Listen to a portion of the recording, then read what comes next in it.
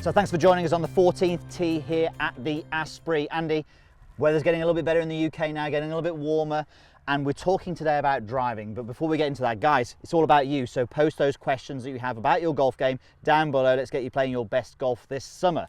Now, Andy, with a driver, really important. So important, in fact, that in May, our website, meandmygolf.com, is talking all about the driver. So lots of content on there, including a video series on hitting fairways. Find a fairway May, so go and check it out, guys. Find a fairway May, absolutely. So 3 death moves with the driver. Now, with these moves, these are the most common things that we see that really influence the ball flight when people are hitting drivers. Yeah. So making them miss the fairway, but also hit poor, weak, powerless shots. Yeah. So some people, better players, can have these moves and still play well. Yeah. But with the majority of golfers that we see, if they have these moves, it causes them problems, doesn't it? Definitely, and it's all about creating a consistent impact. So the moves that we're going to be showing you today really they influence this impact. And if we can make it easy for you and give you something that you can maybe identify in your swing, then hopefully we can help you create that and just make it easy to get back to impact with the driver. So we're going to highlight the faults, Yep. We're going to talk about what it causes, and then we're actually going to give you a fix, obviously. Yep. So, fault number 1, you're up first. Okay, what have we got? So in the move away this is, so look, how you move the club away, the first part really is so important because it sets you up for the rest of the golf swing. So let's take a look at what we see as a common thing that we see. So first of all, what we see is the face, as we swing away, tends to over-rotate, the arms disconnect, and as we can see here, the club gets sort of stuck behind the hands. This is definitely one of the death moves that we see, Pierce.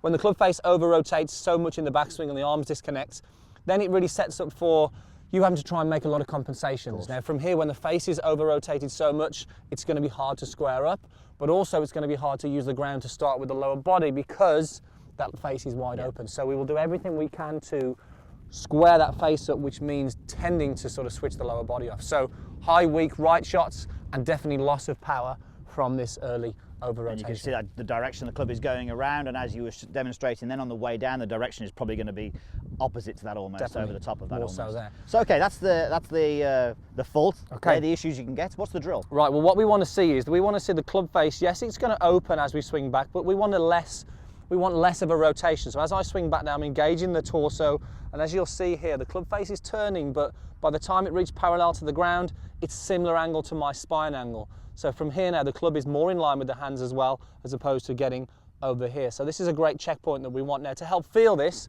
all I'm going to do is take my setup, split the grip. I'm going to place the right hand at the end of the grip. Now from here, engaging the torso, I'm going to make sure I move back.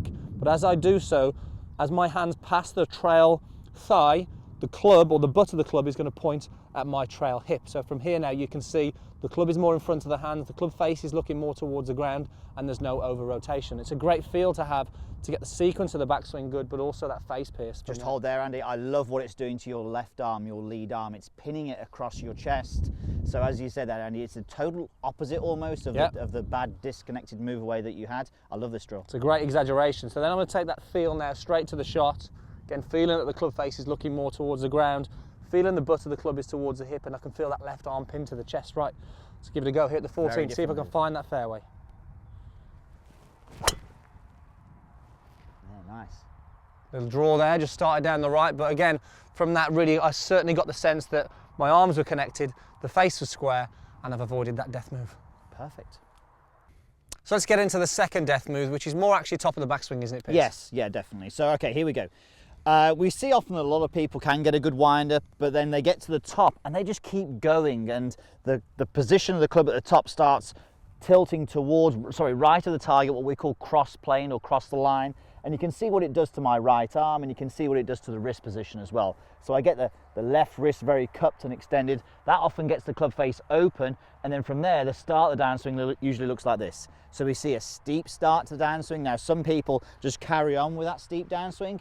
Some people then will correct that, but obviously you're playing catch up again. You're having to correct this fault here to actually get the club back onto the golf ball and create a consistent impact. Again, so more compensations that really, if we can eradicate, it's going to make things easier. So what do we got? What drill have we got? Okay, so we've got our faithful alignment stick. So we have one on the target line, and we're going to hold the other one underneath the handle of the club. Now, all I'm going to do from here, it's a little bit strange setup here, but we can hover the club up in the air there.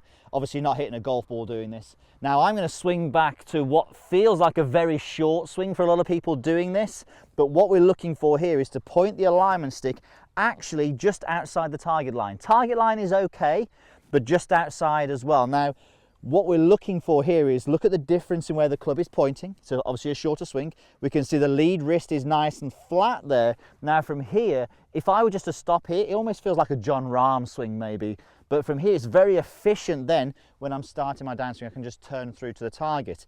Now, when people do this to start with, it's just going to feel exceptionally short in their golf swing. But we're all about creating that feeling of a good wrist position and the weight of the club behind me. I want to feel that club dropping down behind me. As soon as I cross line, the weight of the club points out over to the right of my golf ball, my shoulder there. So it's really about creating that feeling of the weight of the club behind me. And then when I hit the shot, I have to focus on being short. So how many people, Andy, do we see when they do this and they feel they get in that position, they still go long, don't they? So we must keep it short when we do this. So this is a great one because it not only, the shortness keeps the club more on plane, but also the wrist position and the club face stay a lot squarer, which is again, massively important to delivering a consistent impact. Yeah, definitely. I mean, we say John Rahm, almost a Sergio Garcia feeling as well at the top, you know, feeling that club laid off and sticking behind me with a short swing. So I'm just going to hit one, and this will be a short swing. It will be 3/4, but as we said, if you have this fault, you need to make sure you focus on being short. There we go. And another little draw starting out right there and just working its way back. It's inevitable, that's the kind of shape that you are going to get, and often when we see people doing this, a draw is the last thing they're going to get. Right, the third and final death move is all about the start of the downswing, that all-important transition. Pierce, what do we see golfers make the mistake of doing, and how does it affect the shot? Right, okay, so as you said, transition, that bit between the top of the backswing and the start of the downswing. We see this move here where the spine lunges towards the target, tilts towards the target, and you can see from here, where's this club head, what's this club head doing now? It's coming down very steep. So as soon as people start moving their upper body early in their downswing, that club is going to come crashing down to the ground, and a steep delivery into the ball with a driver is no good for optimizing, it's no good for accuracy. Okay, so what are we going to use? I've got my book here. Yes, okay, so let's borrow this little notepad here. Luckily it's got an M on there, M for money, Andy. If we hit a good shot here and do this draw properly, you're going to win the money on the weekend. So the objective is here, obviously, set up on the ground like so. Now, if I were to do a bad transition and get to the top and move my spine angle there, it's very difficult for me to see that M. Now you can obviously set it up so you can't see it, but as soon as I move this way, I can't see it. So the objective would be that I'm literally going to watch that M for a little bit longer. So I get to the top, I start my transition lower body, but look at this now, I can still see the full back part of this notebook here. I can see the M clearly. This is going to make sure that my spine stays back more, which is going to get me a shallower angle into the golf ball, and it's going to help me optimize that drive. Definitely. It also gives you a bit more time to square the club face. So very simple, isn't it? It's very simple. And you can do this on the practice area, place it down. You can hit 20, 30 shots, you know, just looking at the back of that book. Okay, so backswing here then, Pierce. I want you to see that money in transition and see if you can hit the fairway. The money. All right, here we go. And there it is. I think you would win the money, Pierce, on that drive. That's a good one, isn't it, that one? That's the best one yet. Beautiful high draw. Really nice.